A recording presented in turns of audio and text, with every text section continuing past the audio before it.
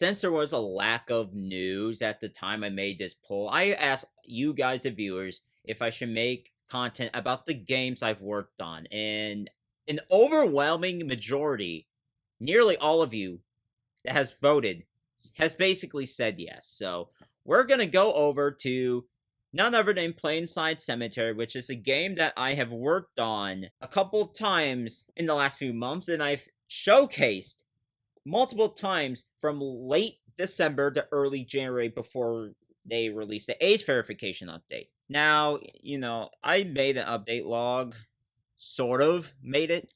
I just grabbed it from somewhere, but I've customized it. I also made these free buttons on the left-hand side and gave them the same detailing. And I'm going to show you guys each section of the cemetery because this is a huge cemetery we're talking. Multiple sections. Oh yeah, that's right. I forgot that I cropped the screen out. Let me fix that real quick. Alright, there we go. That should be better, and now you can tell I'm on a MacBook. But yeah, I've divided the 2008 section into, multiple quarters, I should say. From like January to March, April to June, and yes, these accounts are actually deleted, and they're not like fake, by the way, before you guys potentially roast me in the comment section. And I've added at least a form of flower here, the rose. So you can just drop it at any grave you want, including, this one that I'm standing in front of. There we go. It's just to leave something behind. And then, yeah, here's the 2018 section, which is the section I have continued to work on because, by the way, it is not done yet, as you can tell by the different colored headstones here. From the gray, the white marble, to like reddish. And yeah, I've been working on this quite a bit, and I probably shouldn't be stepping on these or walking over them. And yeah, the 2018 section is going to be the biggest section of the entire game when it's all said and done. And even now, really. But yeah, here's the 2019 section with the graves that are, situated in between two paths here. It's kind of how I've organized the sections. Here's the 2020 section. Again, I can only run so fast, but... And believe it or not, there's quite a bit of accounts that have been used for such heinous, inappropriate activities like condos after they got hacked. And that is why I made this game, to track how many people have been affected by the Roblox community of condos, I should say. And yeah, look, here's 2012. The area with yellow marble headstones. And I made them yellow because, those accounts were basically ticket bots, or Tixbox for short, that were made to funnel tickets onto their main accounts, being a majority of the 2010 section. But then, yeah, here's the 2009 section. I forgot I had a 2006 section. I'm not sure if I was going to keep him or get rid of that section because, I have to find proof that they were in fact hacked into and deleted by bad actors that make condos, which are basically inappropriate places, to put it lightly. But yeah, here's the 2016 section, which is the fourth longest section on here.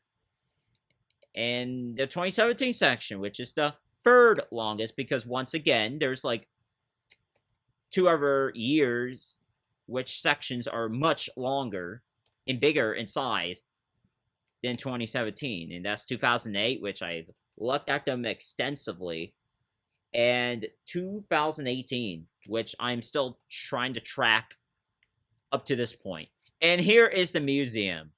For those that, the accounts got hacked, used for nefarious places like condos and that stuff.